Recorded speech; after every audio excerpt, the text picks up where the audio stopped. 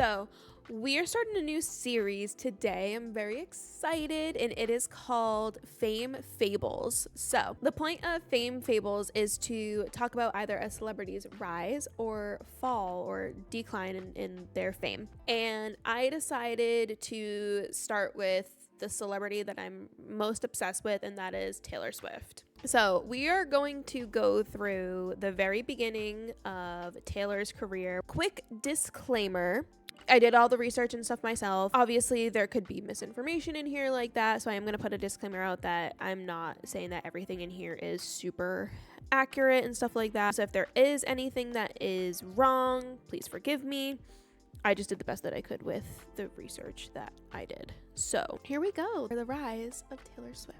All right, so Taylor Allison Swift was born on December 13th, 1989 in West Reading, Pennsylvania.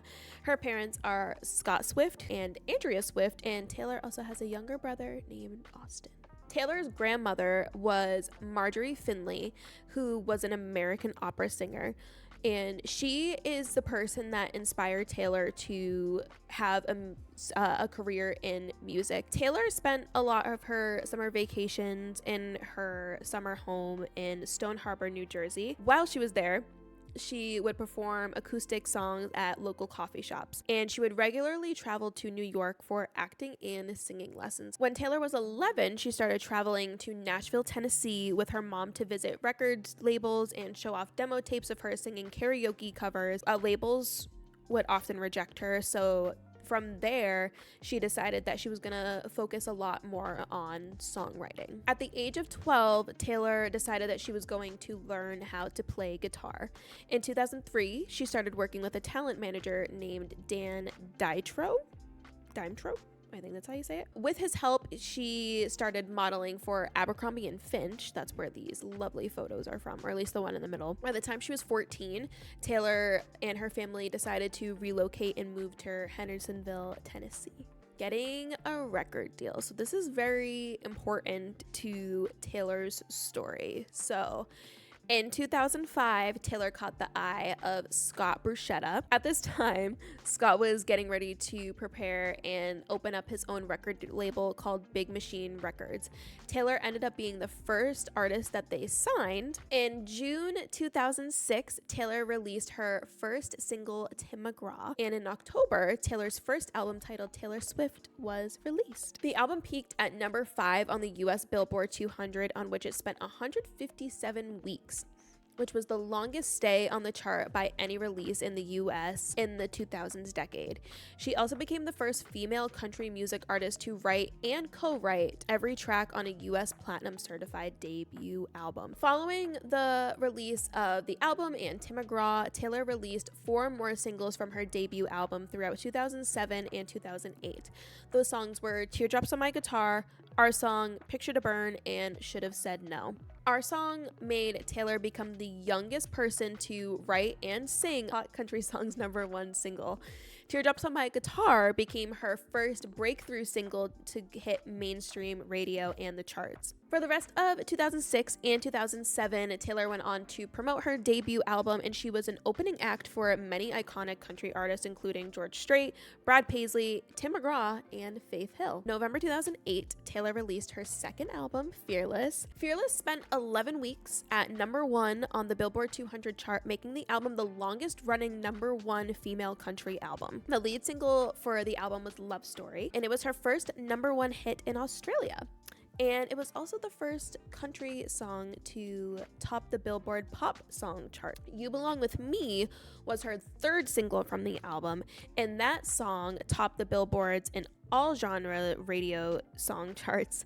And then in 2008, 2010, Taylor releases 3 more singles from the album, White Horse, 15, and Fearless. All 5 songs were hot country songs top 10 entries, with Love Story and You Belong With Me topping the charts. Also during this time, Taylor started collaborating with other artists. She wrote and was featured on other songs such as Half of My Heart by John Mayer, Best Days of Your Life by Kelly Pickler. She also appeared on Two is Better Than One by Boys Like Girls.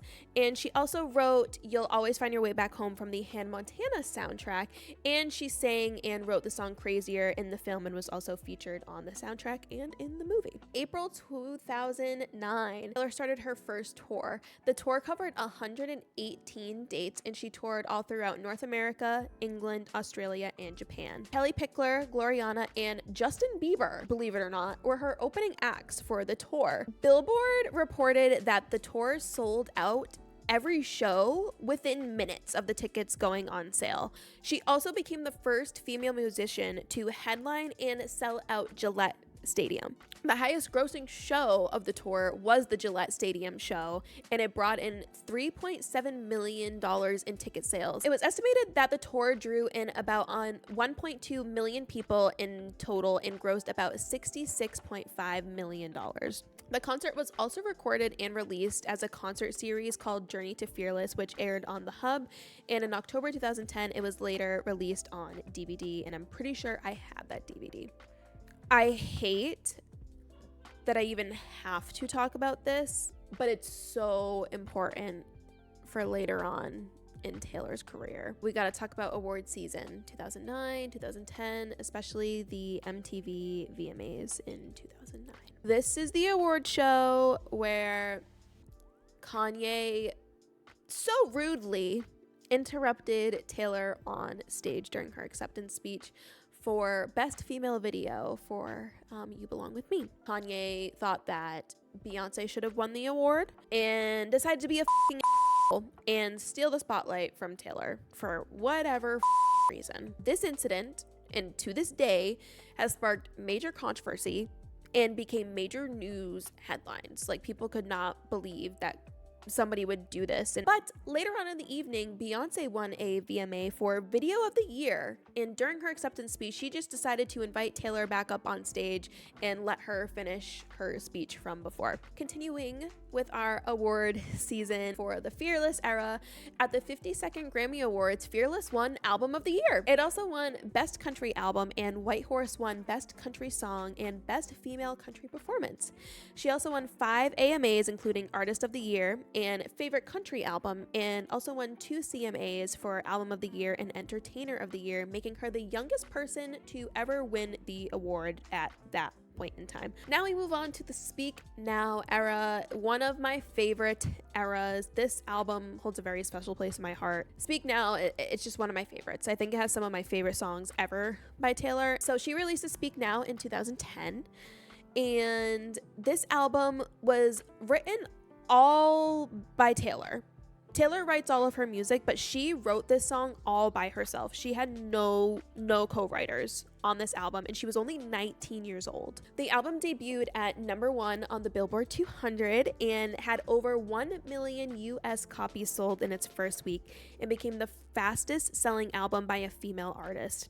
11 out of the 14 original tracks on the album charted on the Billboard Hot 100, making Taylor the first female artist to have 11 songs on the Hot 100 at the same time. Speak Now had 6 singles: Mine, Back to December, Mean, The Story of Us, Sparks Fly, and Ours. Mine peaked at #3 and was the highest charting single on the Billboard Hot 100 from the Speak Now album. In February 2011, Taylor started the Speak Now tour.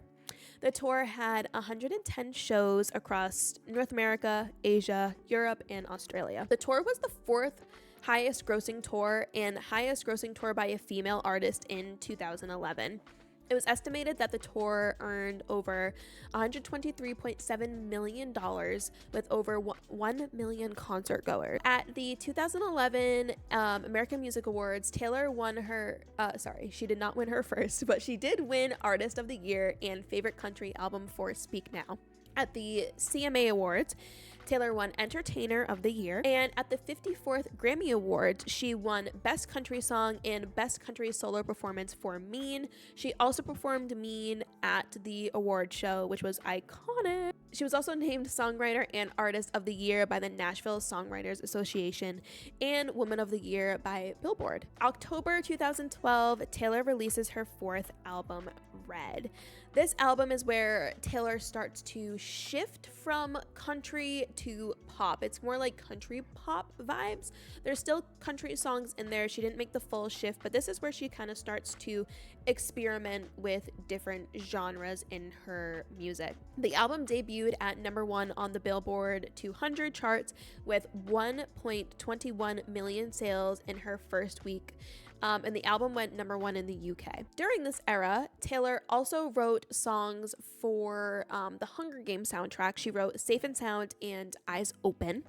She also produced and wrote the song Sweeter Than Fiction with Jack Antonoff for the One Chance soundtrack. In March 2013, Taylor embarked on her third tour, the Red Tour. The tour had 86 shows across North America, Asia, Europe, and Australia. The tour was attended by 1.7 million concert goers and grossed about $150.2 million, becoming the highest grossing tour of all time.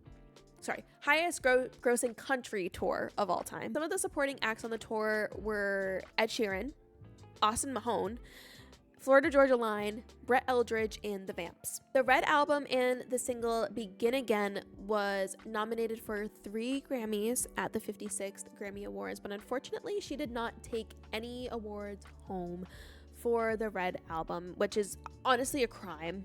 I think that's such a crime. But she did win a Grammy in 2013 for Best Song Written for Visual Media for Safe and Sound from the Hunger Games soundtrack. Taylor also won 4 American Music Awards in 2013 for Artist of the Year, making her the artist to win the award the most.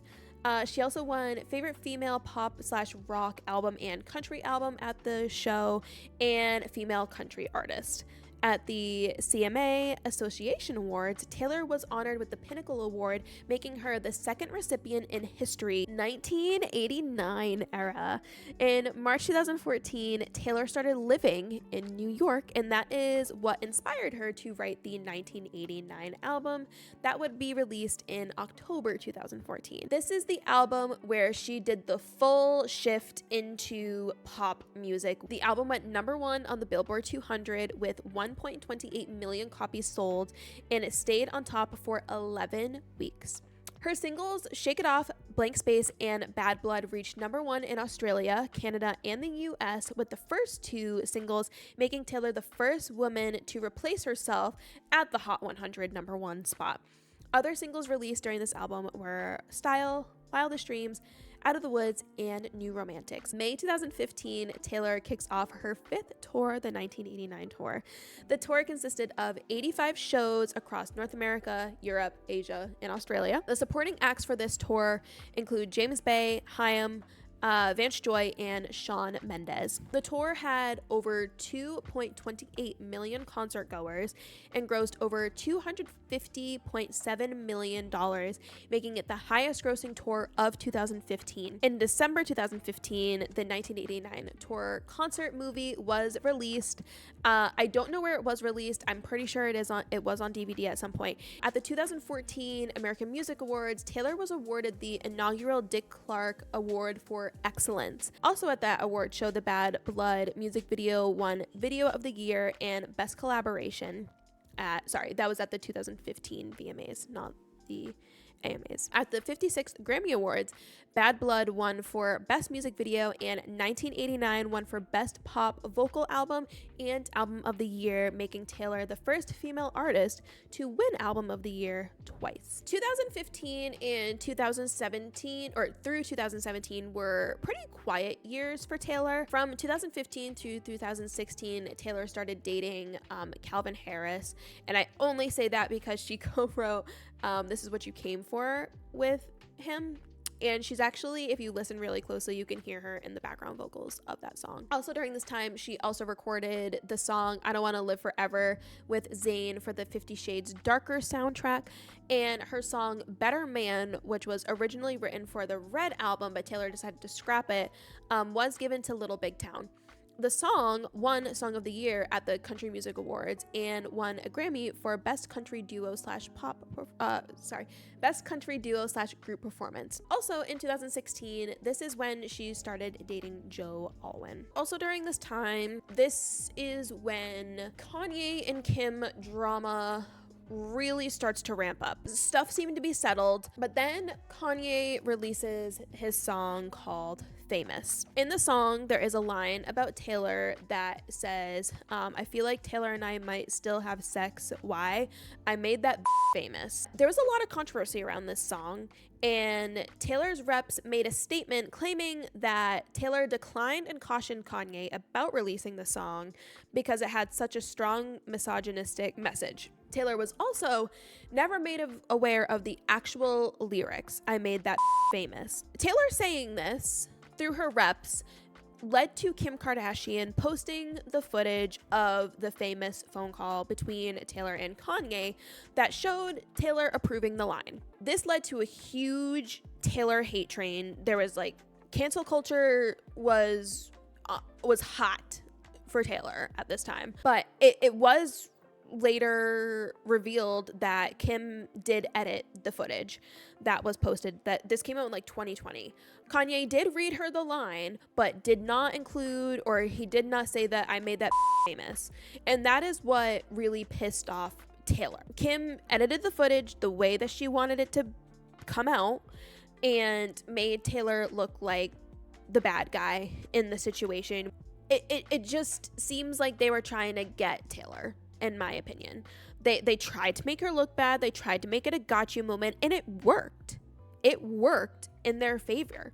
Taylor responds to this, and people did not care. People did not believe Taylor because they were like, the proof is there. Kim posted the evidence. Like, you're caught. You're caught red-handed. And then Kim, is still being shady and like that and posting stuff like, wait, it's legit National Snake Day. They have holidays for everybody.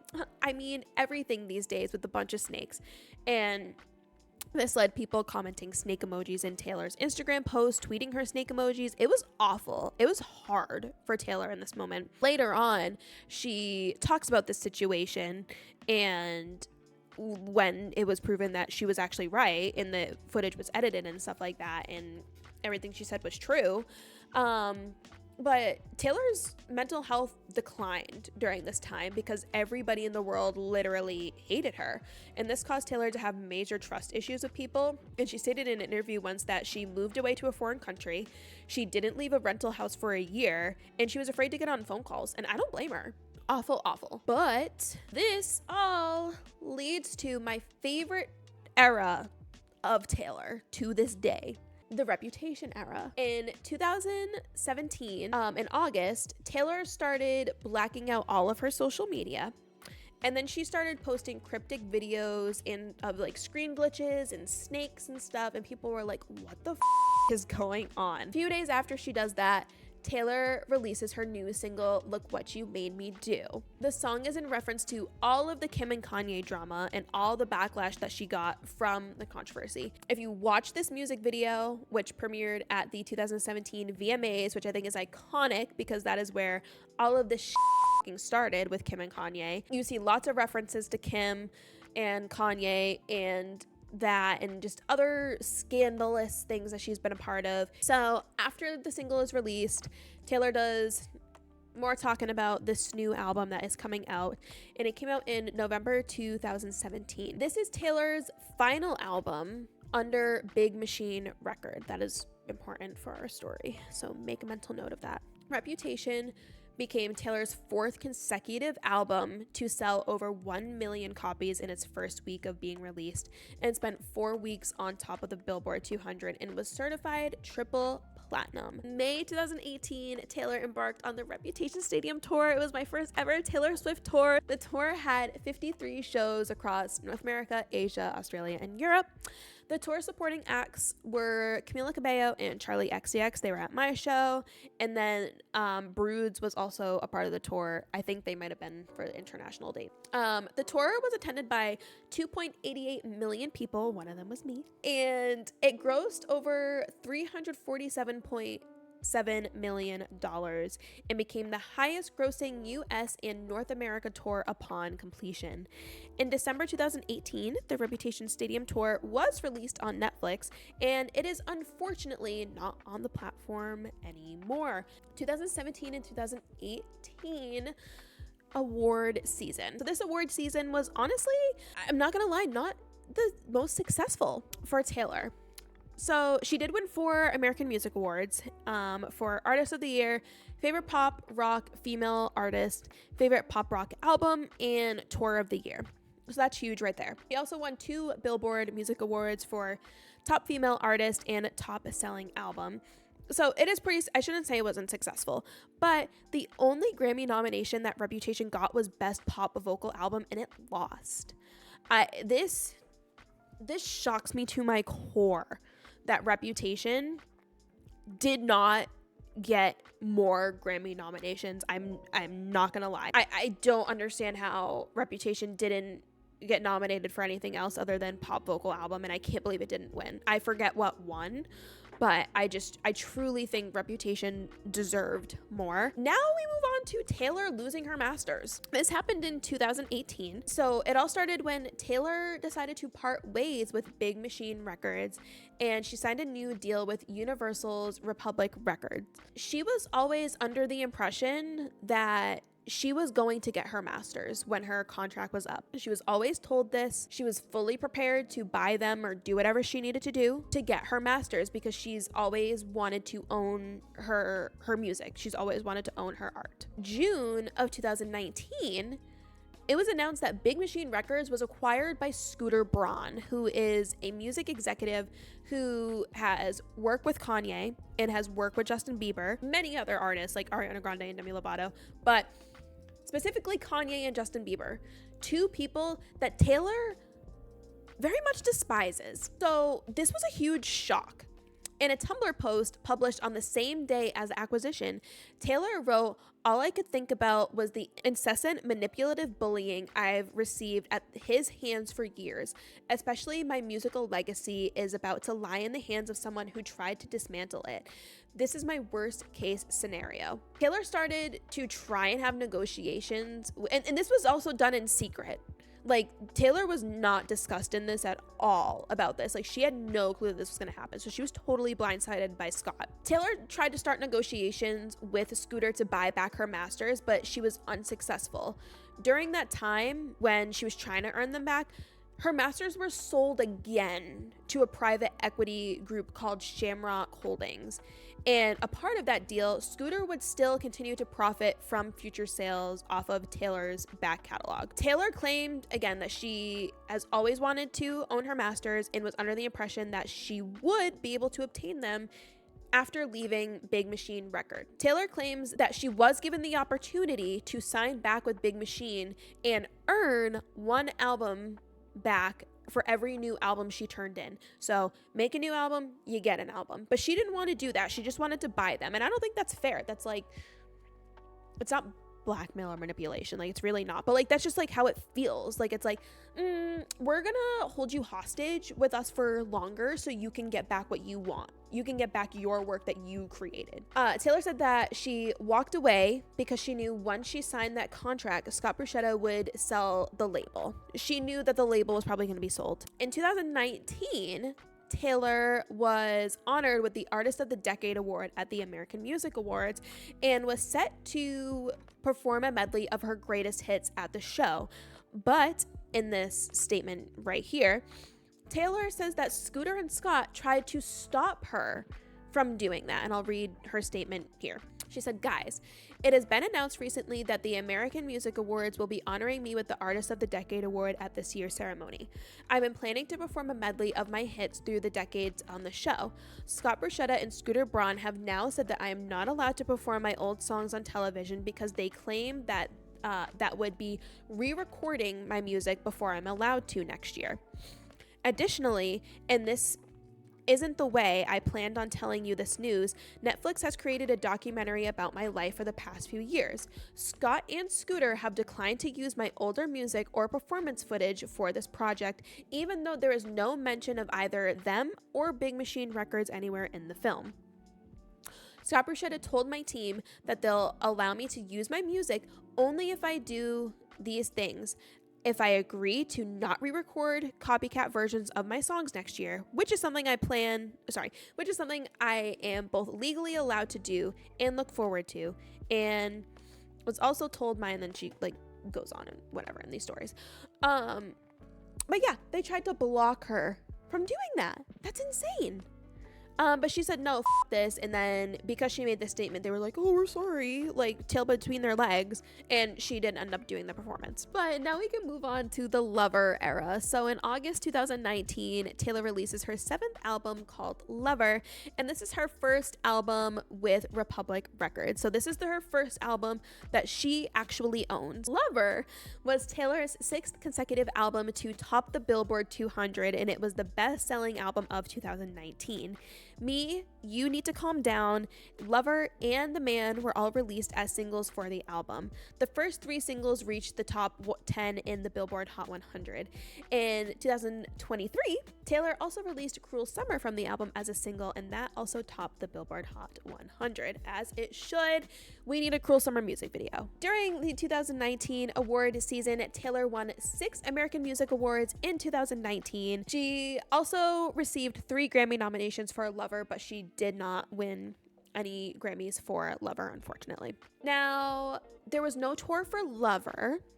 There was supposed to be Lover Fest, and I'm still salty about it because I was supposed to go to Lover Fest, but Lover Fest did not happen because of a little thing called coronavirus. Rest in peace, Loverfest. You would have been great. 2020 was the year of COVID, but it was also the year of surprise albums. In July, Taylor released her 8th album, Folklore. This was also Taylor's first indie folk album that she has ever released. Folklore spent 8 weeks at #1 on the Billboard 200, making it her 7th album to hit the top spot. And 3 of the tracks, Cardigan, The One, and Exile featuring Bon Iver, reached the top 10 on the charts in 8 different countries. Folklore was critically acclaimed, and it won Album of the Year at the 63rd Grammy Awards. In November 2020, the concert documentary film Folklore, The Long Pond Sessions was also released on Disney+. In December 2020, Taylor releases another surprise album, the sister album called Evermore.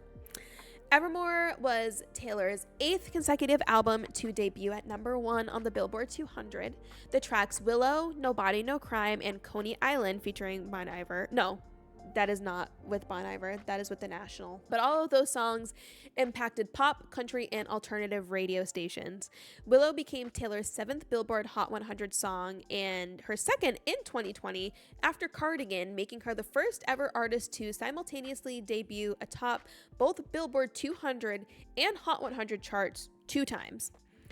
Evermore was also nominated for Album of the Year at the 64th Grammy Awards, but it did not win. April 2001, Taylor releases her first re-recorded album, and that was Fearless, Taylor's version. The album consisted of all of the original tracks from the Fearless album, as well as Today Was a Fairy Tale, which was recorded for the Valentine's Day soundtrack. And it also included 6 previously unreleased songs that are considered from the vault, or called vault tracks. 2 of the vault tracks featured Maren Morris and Keith Urban. The singles for Fearless TV were Love Story, You All Over Me featuring Maren Morris, and Mr. Perfectly Fine, which is about Mr. Joe Jonas. Fearless Taylor version had over 50 million global first day streams on Spotify.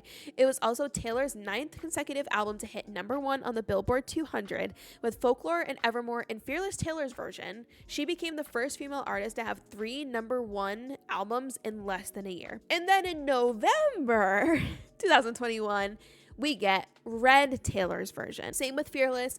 It included all of the original songs from the album. It also included a song called Ronin, which Taylor wrote for a cancer charity event in 2012. And it also included 9 vault tracks, including All Too Well 10-minute version. Some of the other vault tracks from there was Better Man, which we talked about previously before. It was originally sung by Little Big Town. But Taylor recorded her own version of it, and then she also recorded her own version of the song Babe, which is originally sung by Sugarland. Phoebe Bridgers, Ed Sheeran, and Chris Stapleton were also featured on 3 different songs for Red Taylor's version for vault tracks. Ed Sheeran is on 2 songs. One of them is a vault track, and then the other one is Everything Has Changed, which was originally on the album. This became Taylor's 4th #1 album on the Billboard 200 in less than 16 months. All Too Well 10-minute version became the longest chart topper of all time. And I think what that actually means, that I think about it, is like the longest song, not that it was on the chart for the longest time. I think it's just the longest track like to ever be on there. Red Taylor's version broke several streaming records when it came out. It became the most streamed album in a day by a female on Spotify, with over 90.8 billion global streams. Along with the album, Taylor also released the All Too Well 10-minute version short film, and that won a Grammy for Best Music Video. So that was the only Grammy that Red Taylor's version got, and it's the only Grammy that the Red album as a whole got. So we got a Grammy for Red. So at the 2022 VMA Awards, Taylor announced that she was going to be releasing her new album in October called Midnights. Midnights became Taylor's 11th consecutive album to go #1 on the Billboard 200, and it was her 5th album to sell over 1 million copies in its first week. Midnights was also the best-selling album of 2022, and the songs from Midnights made Taylor the first artist to monopolize the top 10 on the Billboard Hot 100, with lead single Antihero peaking at #1. The other singles, Lavender Haze and Karma, peaked at #2. Midnights broke many records on streaming platforms, and it broke records for highest single streams and highest single week streams on Spotify. So then we head into the Eras Tour. In November, that is when the Great War happened. Fought for our lives on Ticketmaster, getting our tickets. I don't know how I was able, well, I know how I was able to get tickets, but still don't know how it's freaking real that I went to the Eras Tour. I'm just gonna say it. But anyway, Taylor talks about on the tour, and you can see it in the tour movie, that she decided to do the Eras Tour because her last tour was Reputation. She was supposed to do Loverfest, but it was canceled because of COVID. So since then, she had released 4 new albums since her last tour. So people were like, oh, like, what are you gonna do? And whatever, like, just tour them all? And she was like, yeah, why not? So that is how the Eras Tour came to be. Eras Tour started in March 2023, and it became the first tour to surpass $1 billion in revenue, making it the highest grossing tour of all time, and it is still going on. The tour takes you through 9 of Taylor's albums. At this point, she has 10 albums, like minus like the Taylor's versions, but Debut does not get its own special spot on the set list. She does sometimes sing songs from Debut during the surprise song set, but it does not have its own era. Justice for Debut, but I digress. The show, from when Taylor hits the stage until she's done, spans for 3.5 hours. And that's not even including the openers. And there were some banger openers so far for this freaking tour. We've had Paramore, we've had Gayle, we've had Gracie Abrams, Phoebe Bridgers, Girl in Red, and Sabrina Carpenter. I had Phoebe Bridgers and Gayle at my show. I would have killed for Sabrina to be at my show. I love Sabrina Carpenter, and I'm so jealous of anybody that had Sabrina Carpenter. The tour is set to have 152 shows touring across North America, Asia, Europe, South America, and Australia. People, I'm not gonna lie, people think that she might add more. I really don't know if she'll add more dates. The tour is supposed to end in December. It's supposed to end. So then in October 2023, Taylor releases the Eras Tour concert film in theaters, and then it was later released on Disney Plus in March of 2024. At her Nashville Eras Tour show in May, she announced at her concert that she was releasing Speak Now, Taylor's version. And I'm not gonna lie, I cried when she announced that through that grainy live stream that I was watching. It gets announced and it is released in July 2023.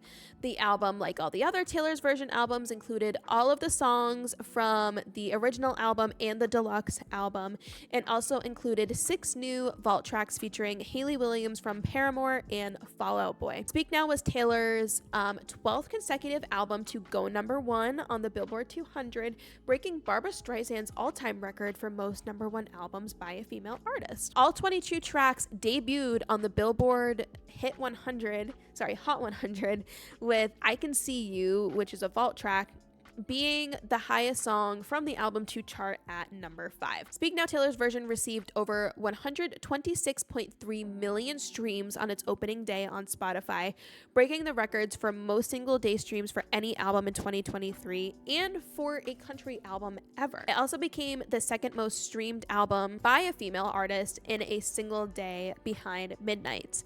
When the album released, Taylor also premiered the music video for I Can See You featuring Taylor Lautner, Joey King, and Presley Cash at the Kansas City Eras Tour show. And in August 2023, Taylor announces 1989. Taylor's version is going to be released in October 2023 at the last show of the Eras Tour for the first leg. And in LA.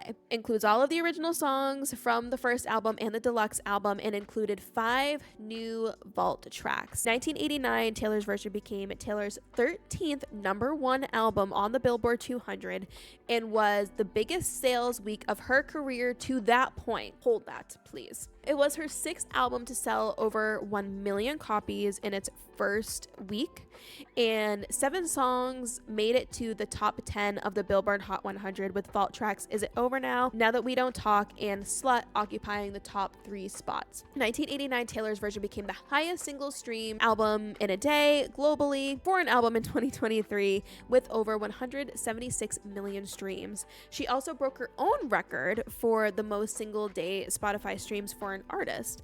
The album also broke records for the most single day and single week streams on Amazon Music. So at the 2023 VMAs, Taylor won 9 awards for Video of the Year, Song of the Year, Best Pop Song, Best Visual Effects, Best Direction, and Best Cinematography for Antihero.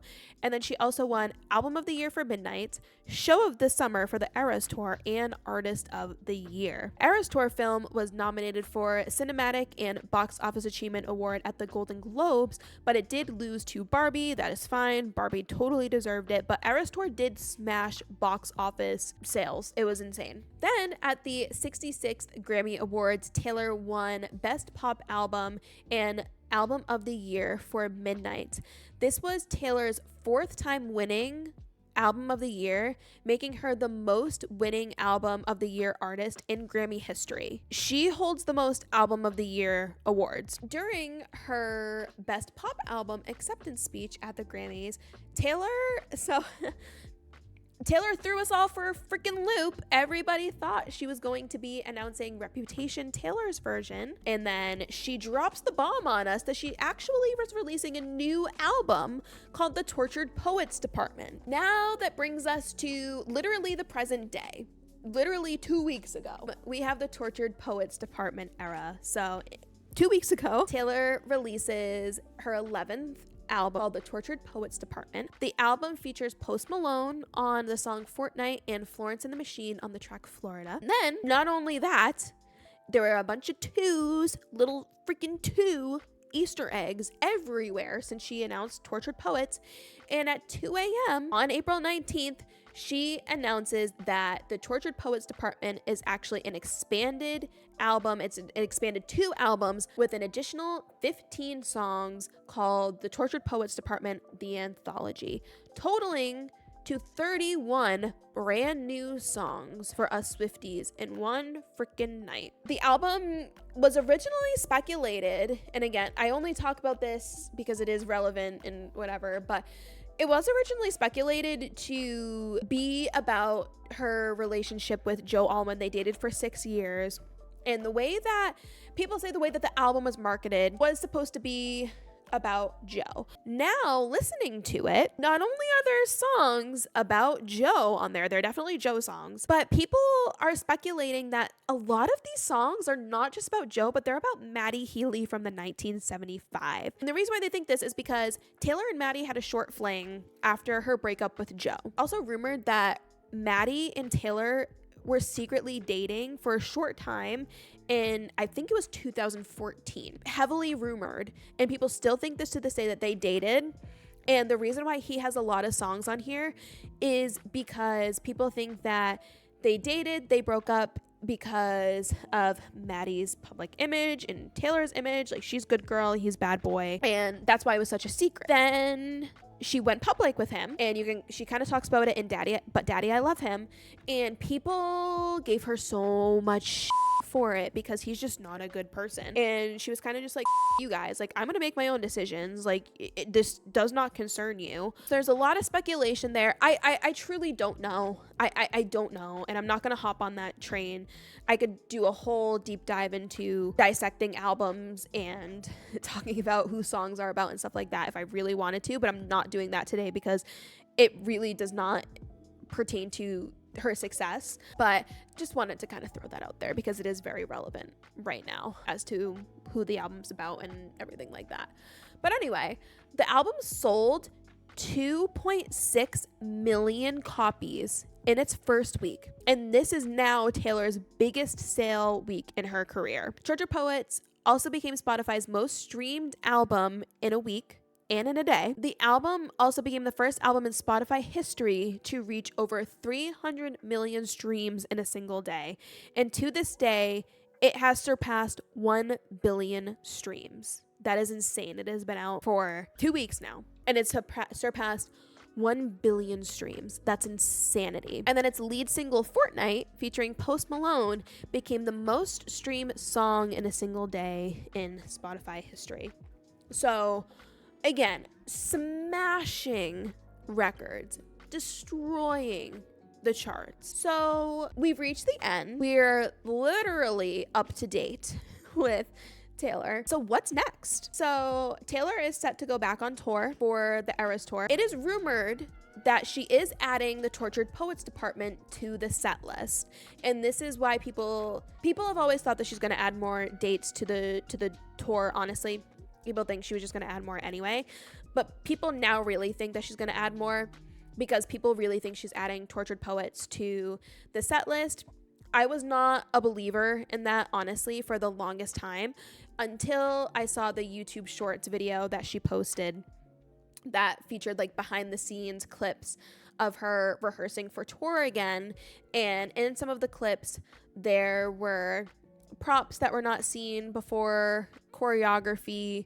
There was like a part where dancers are wearing top hats, and at no point in the show do her dancers wear top hats. So now I honestly do believe that Tortured Poets is going to get added to the set list because of that. And people think that's why she released the movie when she did, because there were some people that were like, why is she releasing the Eras Tour movie now when the tour is not even over yet? And I think it's to give people a chance to see what the show was originally, and then it's going to turn into something new. So from there, like I said before, Taylor is supposed to end the tour in December. She's supposed to stop in Vancouver. She is supposed to release Reputation and Debut sometime. People think she's going to release them by the end of 2024. So, and then from there, I think Taylor will probably continue to songwrite while she's on tour, get into the studio probably to record the other two Taylor's version albums and probably some new music. The woman never stops working. She never stops. So won't be surprised if she keeps working on stuff there, and maybe attend a few football games. We'll see. So that is the end of the rise to Taylor Swift. I had a lot of fun making this. I had a lot of fun presenting this and learning a little bit more about Taylor. I hope you guys learned a little bit more about Taylor. Let me know, who are some celebrities that you would like to see? I have a few ideas of who I'd like to do in the future. I'm gonna go now. I will see you guys some other time. Bye guys.